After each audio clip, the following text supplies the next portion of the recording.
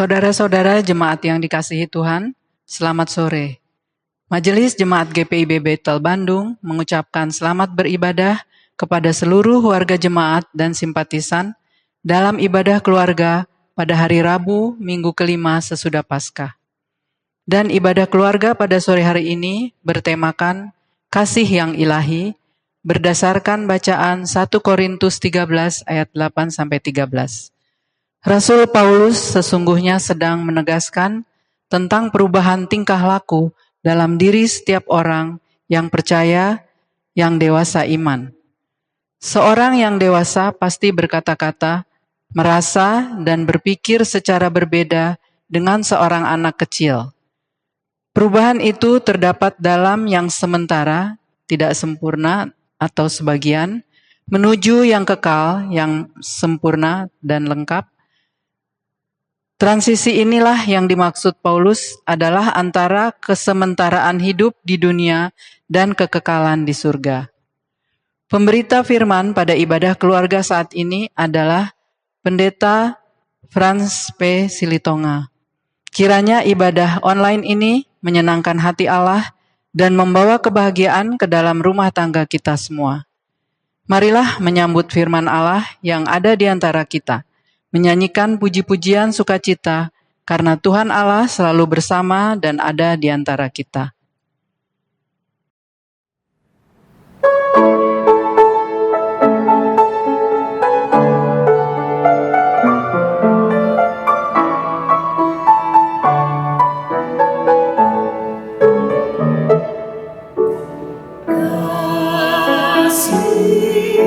Pastilah malammu, kasih pasti memaafkan, kasih pasti murah hati, kasihmu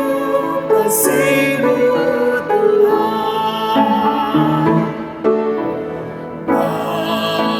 Kasih pastilah malammu, kasih pasti memaafkan, kasih pasti murah hati, kasihmu Tuhan.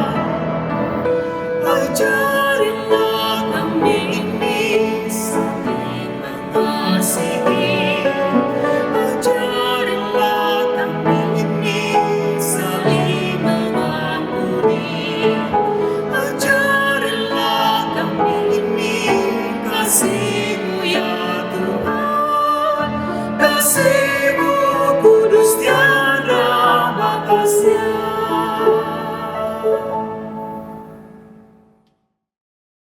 Jemaat yang dikasihi Tuhan, marilah kita berdoa. Ya Allah Bapa yang Maha Kasih, kami mengaku di hadapan-Mu, iman kami ternyata sangat rapuh dan lemah.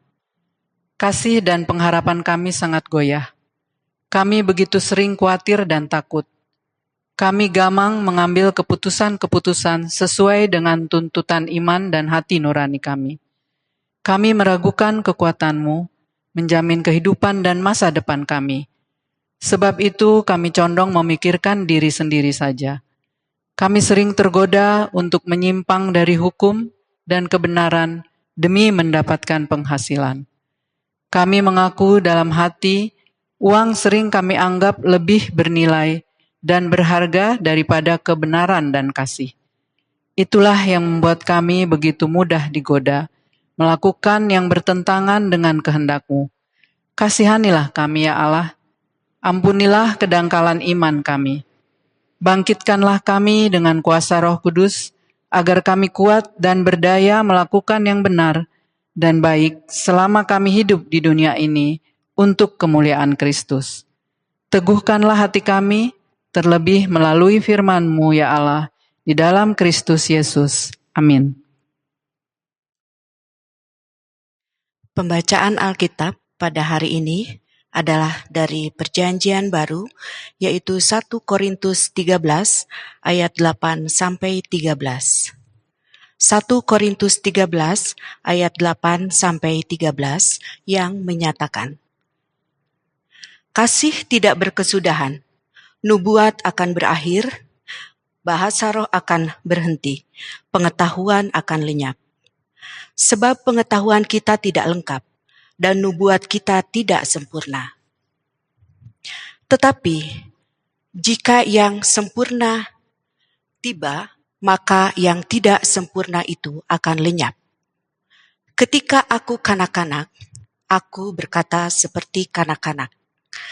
Aku merasa seperti kanak-kanak. Aku berpikir seperti kanak-kanak. Sekarang, sesudah aku menjadi dewasa, aku meninggalkan sifat kanak-kanak itu. Karena sekarang kita melihat dalam cermin suatu gambaran yang samar-samar. Tetapi nanti kita akan melihat muka dengan muka. Sekarang aku hanya mengenal dengan tidak sempurna. Tetapi nanti aku akan mengenal dengan sempurna, seperti aku sendiri dikenal. Demikianlah tinggal ketiga hal ini, yaitu iman, pengharapan, dan kasih. Dan yang paling besar di antaranya ialah kasih. Demikianlah pembacaan kita hari ini. Terpujilah Yesus. Haleluya.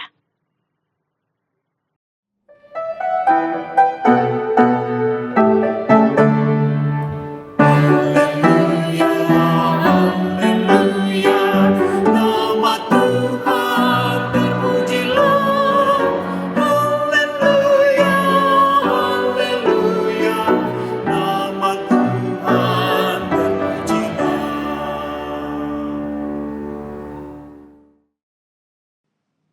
Saudaraku jemaat GPB Bethel Bandung dan simpatisan, selamat sore.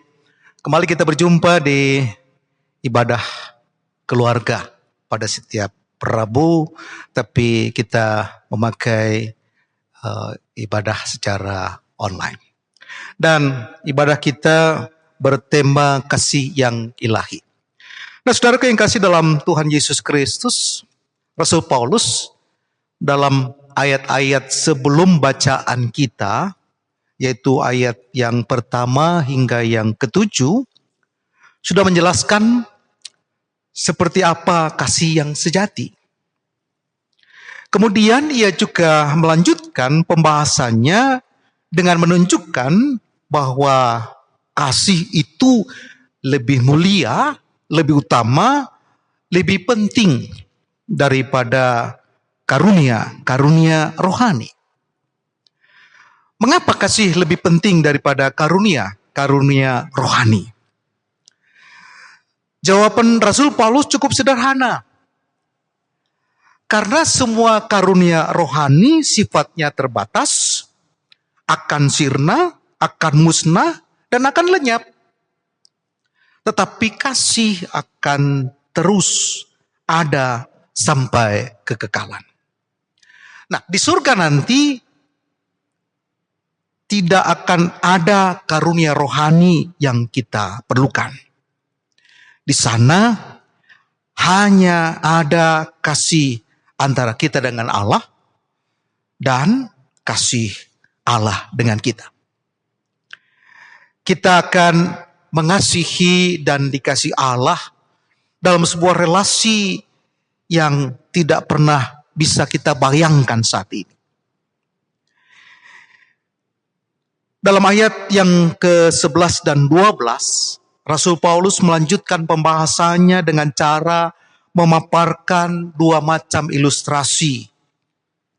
Dan renungan ini akan membahas tentang ayat tersebut. Saudara, Paulus sudah memberikan poinnya. Bahasa roh akan berhenti, nubuat akan lenyap, dan pengetahuan akan sirna. Sedangkan yang tetap adalah kasih. Nah, kalau nanti yang sempurna tiba, yaitu berjumpa dengan Tuhan, maka yang tidak sempurna, yaitu nubuat, bahasa roh, dan pengetahuan akan lenyap. Nah, untuk mengerti poin itu, Rasul Paulus sekarang memberikan dua ilustrasi. Yang pertama, berhubungan dengan transisi dari masa kanak-kanak ke fase dewasa. Itu digambarkan pada ayat yang ke-11.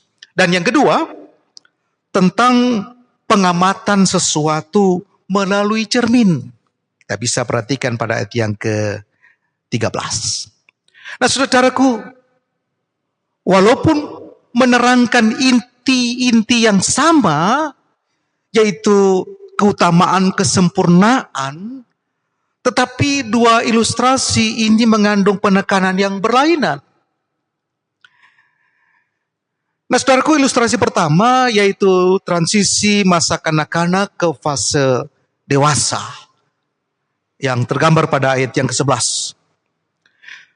Paulus beberapa kali menggunakan transisi hidup sebagai ilustrasi. Nah, pada ayat yang ke-11 ini, fokus pembahasan Paulus terletak pada perubahan tingkah laku. Seorang yang dewasa pasti berkata-kata, merasa, dan berpikir secara berbeda dengan seorang anak kecil. Poin yang mau Rasul Paulus sampaikan dibagi menjadi dua fase. Sejak ayat 8 hingga yang ke-10 yang dikatakan yang sementara, tidak sempurna atau sebagian, dan yang kekal, yang sempurna dan lengkap. Nah, kita perlu menggarisbawahi bahwa transisi yang dimaksud Rasul Paulus adalah antara kesementaraan hidup di dunia dan kekekalan di surga. Nah, sehingga kalau dia memberi ilustrasi tentang masa kanak-kanak ke masa dewasa, maka kita bisa yakin bahwa sebetulnya maksud Paulus cukup sederhana. Masing-masing fase hidup membutuhkan perilaku dan karakteristik yang berbeda. Rasul Paulus sedang membicarakan tentang kedatangan sesuatu yang sempurna dan kekal. Itu dijelaskan pada ayat yang ke-10.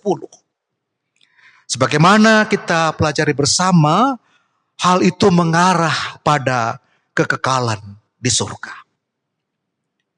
Bukti bahwa kita sedang hidup di dunia ini dalam kesementaraan adalah adanya karunia rohani. Kita masih butuh karunia rohani di sini, di dalam dunia ini. Tetapi nanti, kalau yang sempurna sudah datang, di mana kita ada bersama Tuhan di surga, maka karakteristiknya berbeda. Saat ini kita masih butuh dikuatkan oleh orang lain. Kita butuh orang lain yang berbelas kasihan kepada kita. Kita butuh orang lain yang memimpin kita. Kalau kita nanti di surga, apakah kita butuh orang-orang yang punya karunia rohani?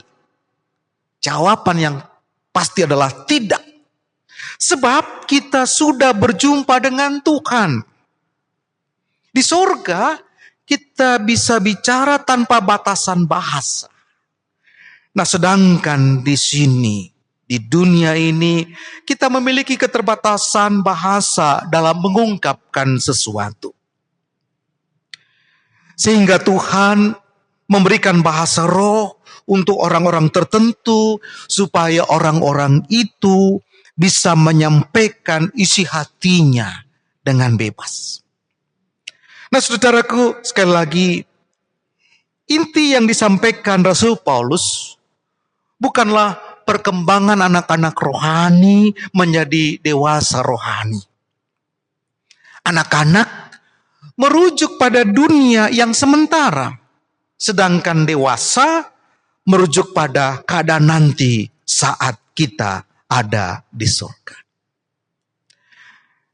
Nah, kesimpulannya, ilustrasi di ayat yang ke-11 bukanlah tentang perpindahan tingkat kerohanian dari anak-anak menuju kedewasaan. Sehingga Paulus mau katakan jemaat Korintus memang tidak dewasa. Sebagaimana dinyatakan Rasul Paulus dalam perikop kita. Sekarang kita hidup di dunia yang sementara, yang fana. Tetapi nanti kita hidup di surga yang kekal, yang baka itu. Beberapa perilaku saudara-saudara akan sesuai dan bernilai positif jika dilakukan di masa tertentu. Tetapi akan sangat terkesan berlebihan, bahkan aneh jika dilakukan di masa yang berbeda.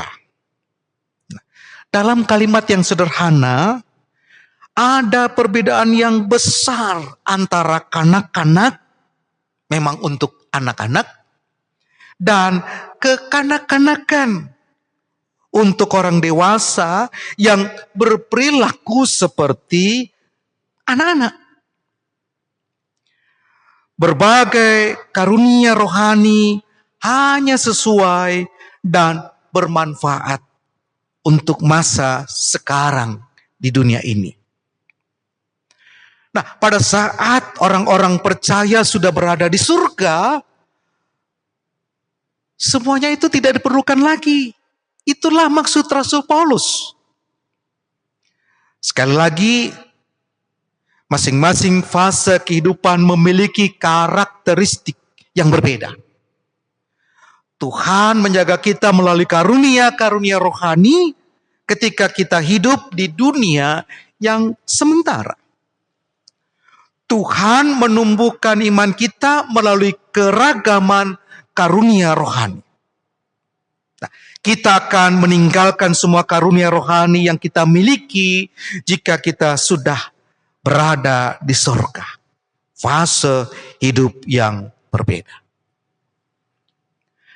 Nah, ilustrasi yang kedua dikatakan pada ayat yang ke-12, melihat secara langsung dan melalui cermin.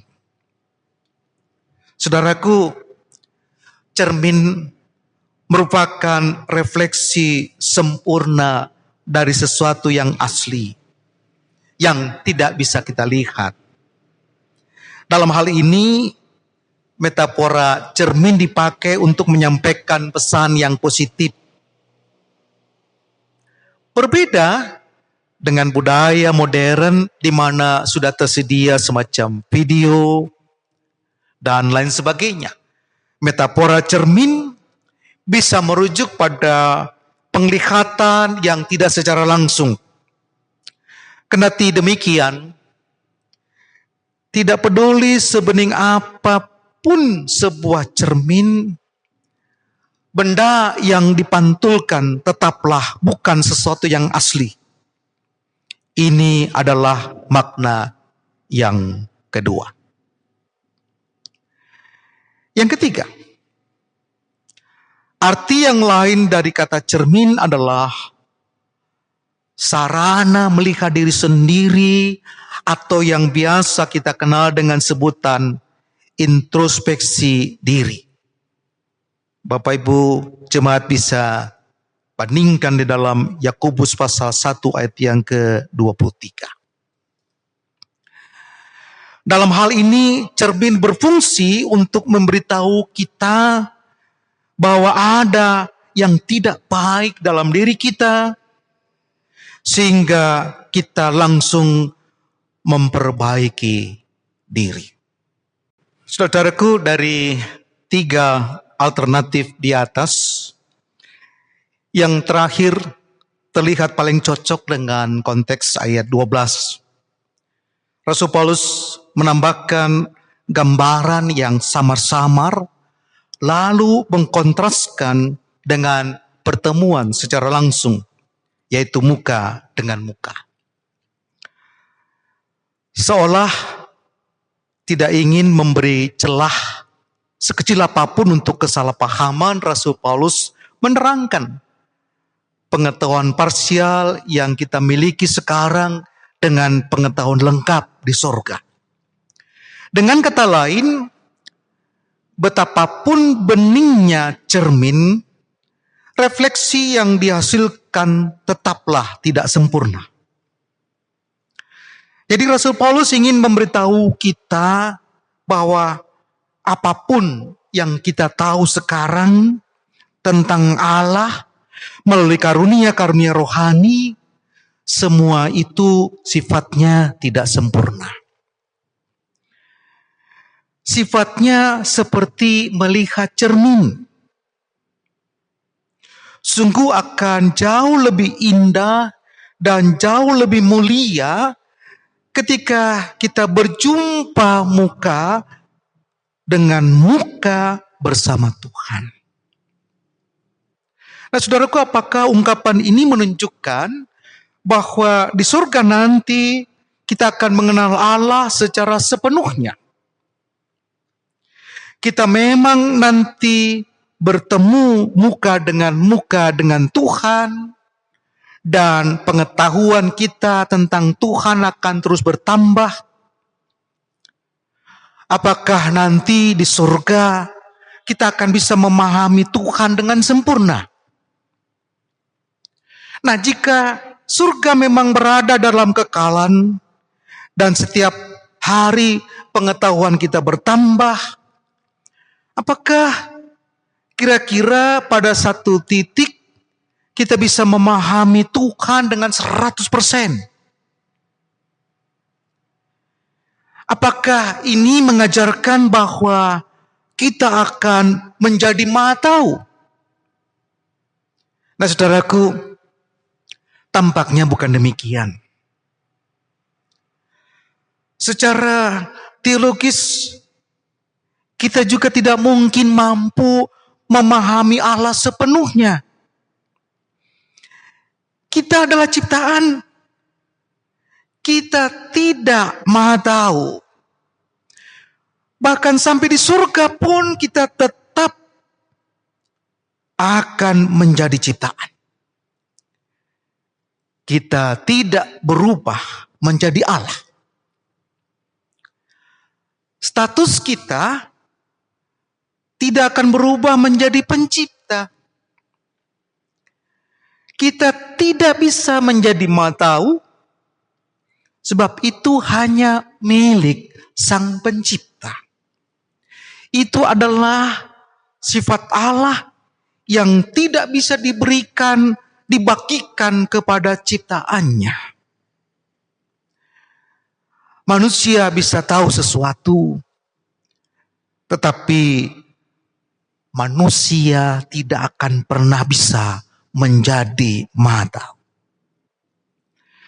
Nah, saudaraku jemaat Tuhan, dari dua ilustrasi yang dipikirkan oleh Rasul Paulus, kita dapat menarik pelajaran penting tentang kerendahan hati dan pengharapan. Dalam kaitan dengan kerendahan hati, kita diingatkan bahwa bagaimanapun keadaan kerohanian kita sekarang, itu masih jauh di bawah keadaan kita kelak di surga. Mari kita simak. Walaupun kepada Rasul Paulus dipercayakan karunia-karunia yang luar biasa oleh Allah, ia tetap menyadari bahwa hal itu tidak ada apa-apanya jika dibandingkan dengan keadaan Rasul Paulus kelak. Karena itu, tidak ada alasan bagi kita untuk membanggakan kerohanian kita sekarang. Kematangan rohani adalah untuk didoakan, untuk diupayakan, dan diraih, tetapi bukan untuk disombongkan. Seringkali kita sombongnya luar biasa kalau kita sudah tahu teologi sedikit aja. Kita mulai sulit mendengarkan nasihat orang lain. Bahkan kita sulit memberikan apresiasi khotbah sederhana yang disampaikan oleh para pelayan-pelayan firman tertentu. Nah, karena itu dikatakan kita harus benar-benar berhati-hati. Membaca Alkitab memang harus dilakukan sesering mungkin. Dan sangat disarankan untuk membaca buku-buku ya rohani yang bermutu. Tetapi kita harus menjaga hati kita. Supaya ketika semakin banyak yang kita ketahui, kita juga semakin rendah hati. Ada ungkapan bijak yang mengatakan, semakin kita tahu, semakin kita tahu bahwa kita tidak tahu. Adalah bijaksana untuk kita mengakui dan mengetahui batasan diri kita sendiri. Nah, saudaraku, kalau tidak ada keterkaitan antara pikiran dan hati, maka kita mudah menjadi orang yang sombong. Karunia rohani bukan untuk aktualisasi diri, bukan untuk kepuasan diri, bukan untuk membanggakan diri di atasnya. Nah, saudaraku, kiranya firman Tuhan hari ini menyadarkan kita untuk tidak sombong.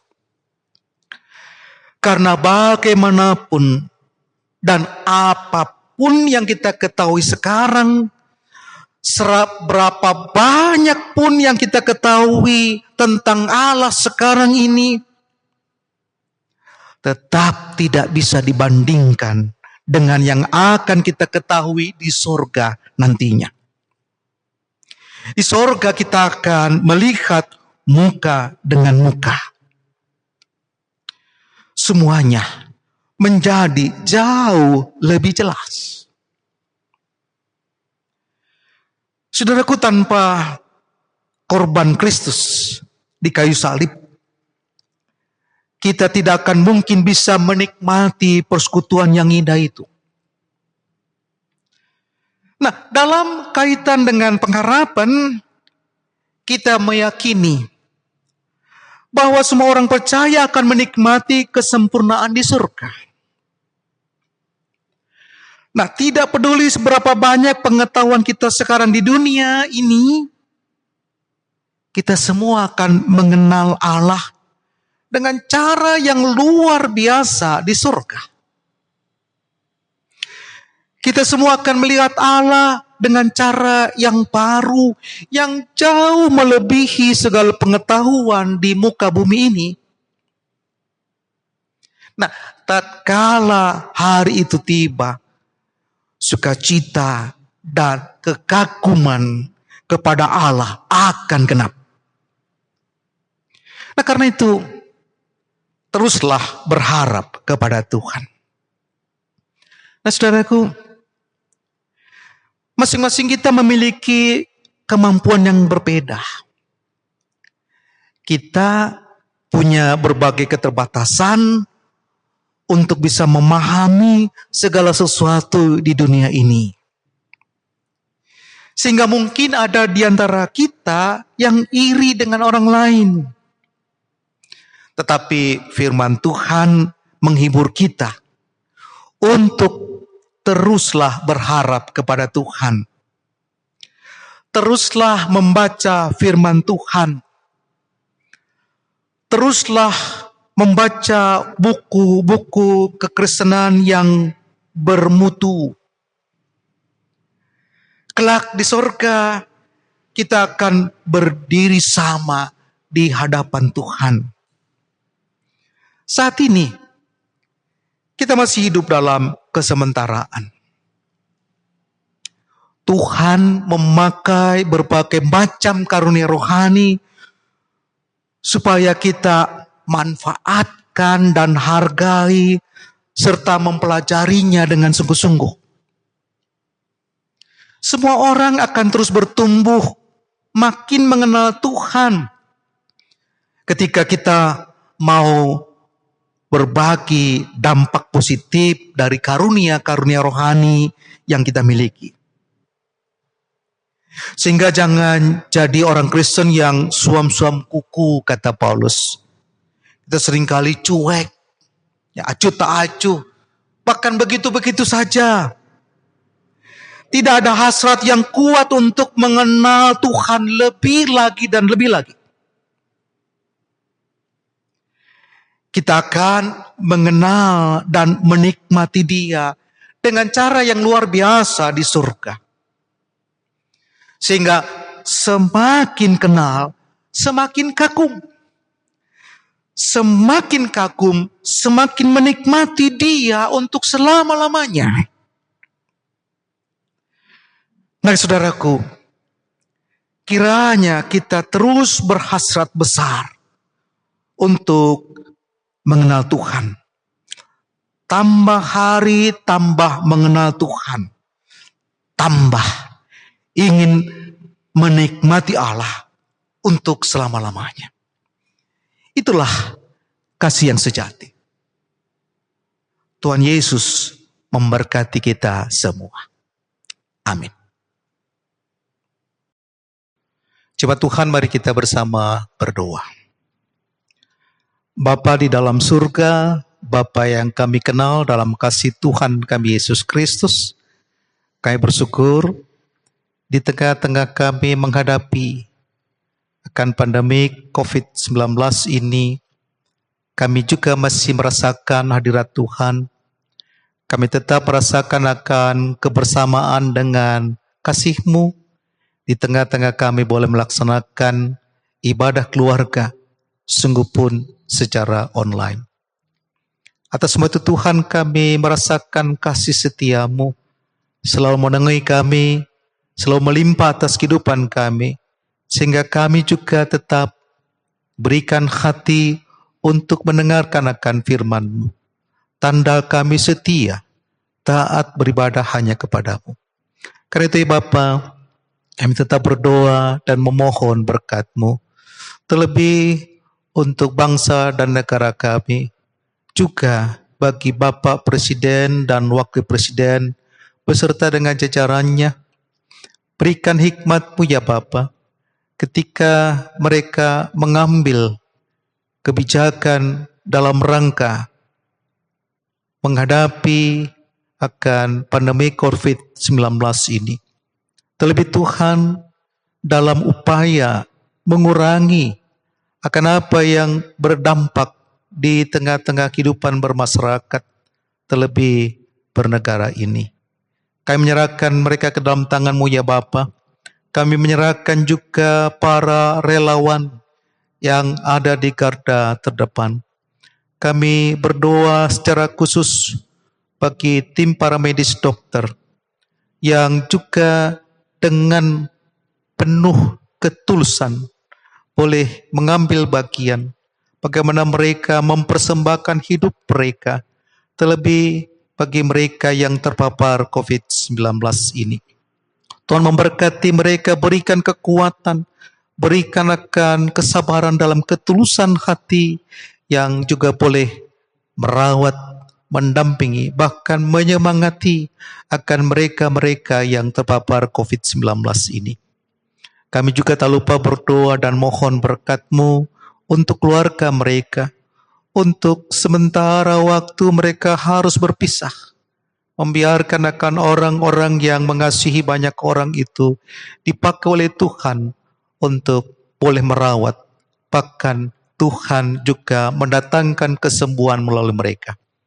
Terima kasih ya Bapa di surga.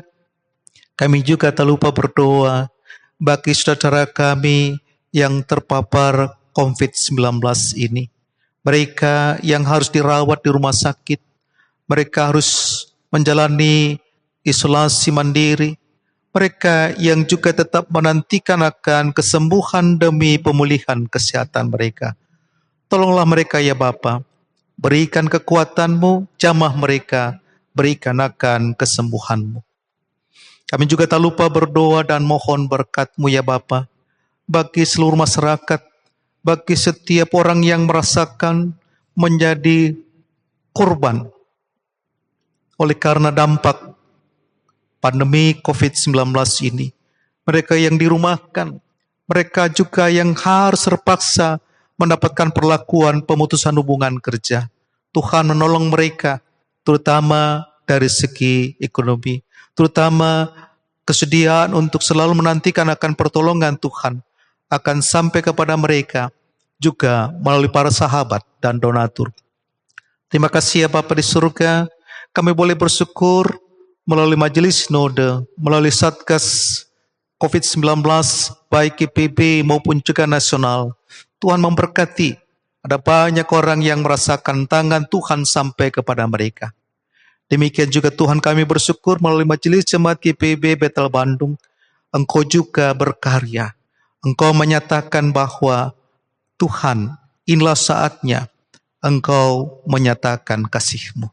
Kasih yang sempurna ketika ada banyak orang yang merindukan kasih-Mu dan ada begitu banyak orang yang juga mengasihi Engkau melalui saudara kami ini. Terima kasih ya Bapa di surga.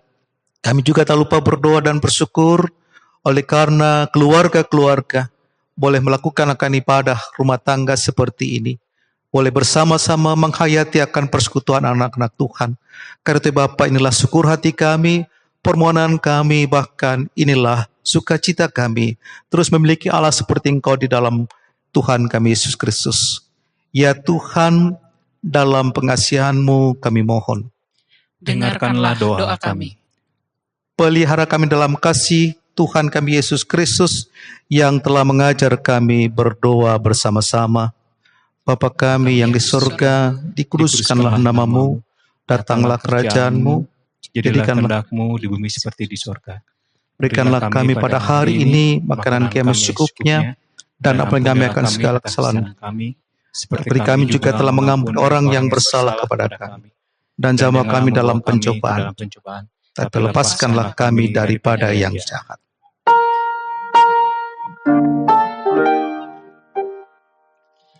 Karena Engkaulah yang mempunya kerajaan dan kuasa dan kemuliaan sampai selama-lamanya.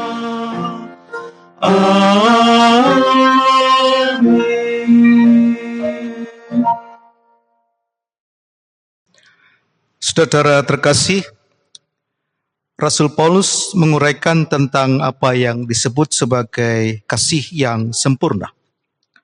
Standar yang diberikan Paulus terlihat begitu mulia, tetapi menerapkan kasih itu dapat terasa sangat menakutkan. Syukurlah kita memiliki Yesus sebagai teladan. Lewat interaksinya dengan orang-orang yang memiliki kebutuhan dan masalah yang berbeda-beda, Dia menunjukkan kepada kita bukti nyata dari kasih yang sempurna itu. Dengan berjalan bersama Yesus, berpegang pada kasih-Nya, dan belajar menghayati firman-Nya, kita akan dibuatnya semakin serupa dengan Dia. Tentulah kita masih akan berbuat kesalahan, tetapi Allah dapat mengubahnya dan mendatangkan kebaikan dari setiap keadaan yang ada. Karena kasih-Nya menutupi segala sesuatu dan tidak berkesudahan. Marilah bernyanyi memuliakan Allah kita.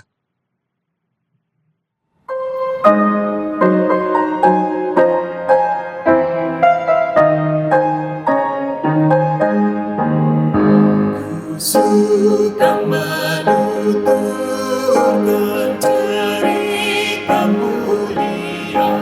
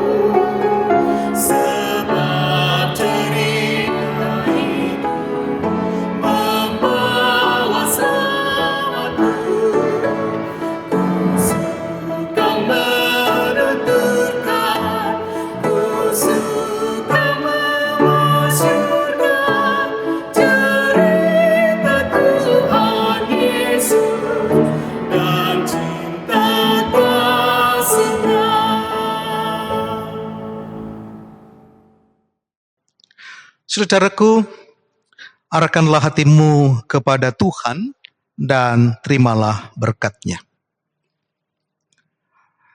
Tuhan memberkati engkau dan melindungi engkau. Tuhan menyinari engkau dengan wajah-Nya dan memberi engkau kasih karunia. Tuhan menghadapkan wajah-Nya kepadamu dan memberi engkau damai sejahtera.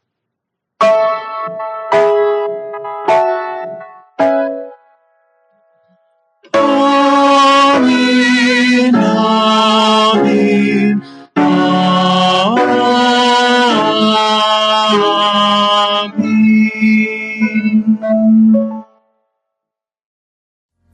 Oleh karena kemurahan Tuhan ku ada sampai hari ini.